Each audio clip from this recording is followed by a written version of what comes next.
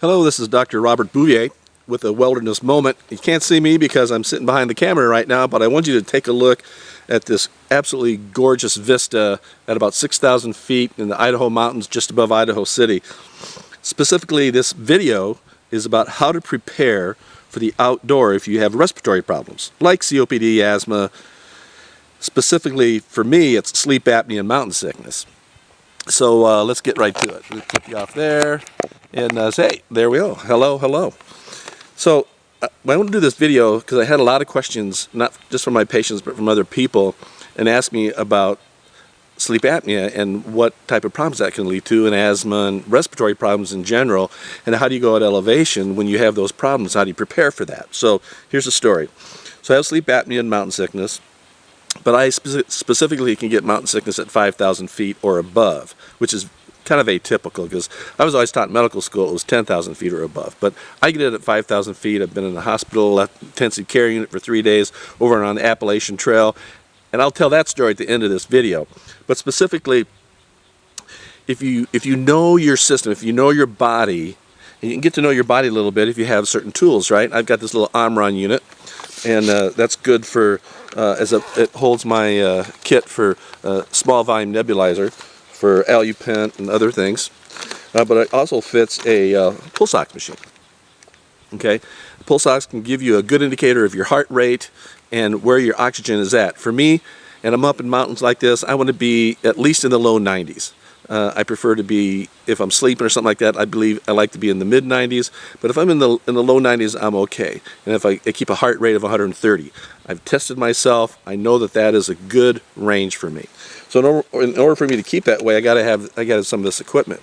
I know that I couldn't take a little walk up here, some elevation, and do the mountain climbing I like to do, because when I was coming over from Michigan to Idaho, coming to see my daughter and new son-in-law, and that's why I came here to Idaho, I got pneumonia. So here I am. I know I'm going to have some trouble with the mountains. I know I've got sleep apnea, so I've got my machine with me, and I've already been to elevation like this without the pneumonia, but now I know, I'm going to have some problems here. So I called my good friends over at Lincare. They're an oxygen company, and thank you very much, guys. I really appreciate that. One phone call, and you guys just jumped on it, and I just want to let you know I really appreciate that. And they helped me with getting my oxygen needs taken care of, and I'm glad I did, because I got up here last night. We went from 2,500 feet to 5,500 feet, and my oxygen saturation was going down, just taking little to none effort, and I knew I was going to have a problem at night, so I turned the concentrator on. I slept all night, 6 hours, checked my pulse ox a few times, and it was doing great during that time.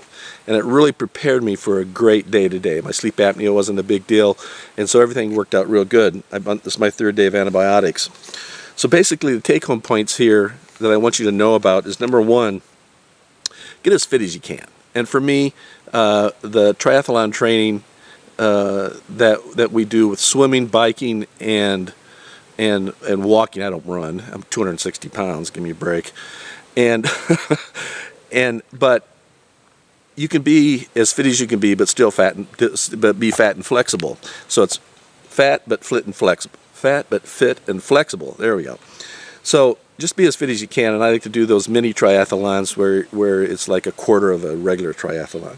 But you exercise, it gets you up to about an hour of exercise, and so when you can compete, you can do that. So be as fit as you can, okay, with whatever your limitations are. I want you to a little bit about the second point would be a stress test. If a normal stress test doesn't mean you don't have hardening of the arteries. You have hardening of the arteries. It's just not bad enough to kill you. That's what a normal stress test talks about.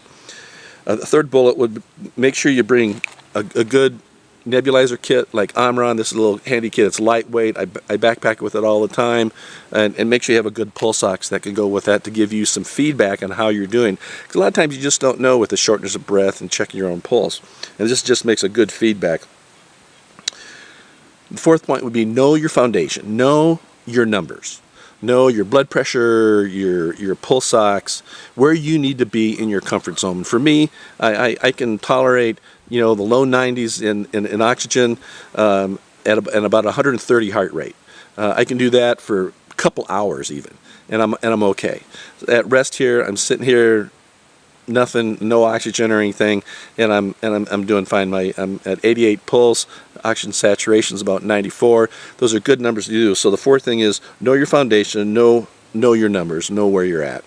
And the last thing I would just say, be prepared for the unexpected. I would recommend other people that have COPD to bring up a portable oxygen tank for when you need it at elevation. But don't be afraid to come up and hit the wilderness. Enjoy what's out here that God gave us.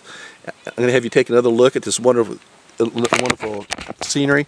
What we're looking at, I mean, it's just absolutely gorgeous. If you're a wilderness person and you have respiratory problems, you need to be out here and enjoying the wilderness, what God gave us.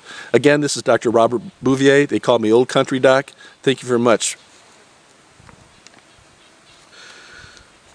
So the end of the story here, I promised you I'd have a little story, and it is kind of funny. I'm walking the Appalachian Trail. I'm walking the Appalachian Trail, and I'm at 6,000 feet, and I'm like really getting winded here. I know I had sleep apnea. I didn't use it the night before, and so I'm kind of in trouble here. And I get up and I'm about ready to take off, and my heart rate is racing at like 170. My respirations are like 30, and I know I'm in trouble. So my two partners take off. Thank you, Jim.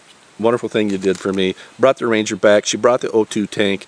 I'm doing fine. I walk the rest of the way with the oxygen, and I start feeling great. But I don't know if you ever had mountain sickness. You really got to go to the bathroom. And this pretty little mountain ranger knew what was going to go on, and she's just waiting. And she's holding the oxygen tank, and we're walking short steps, doing mountain steps. And I have to turn back to her and say, honey, I got to go to the bathroom really bad. So, and she just smiles. I knew that was coming. So, Mountain Ranger, thank you very much. It was an embarrassing moment, but I learned a lot from that, and I've been talking about sleep apnea in the wilderness and if other sickness areas. So just hit the Wilderness Doctor channel once in a while, and it'll bring you updates on how you can do well even if you have sicknesses and disabilities. Again, this is Dr. Robert Bouvier, aka the Old Country Doc. Have a great day.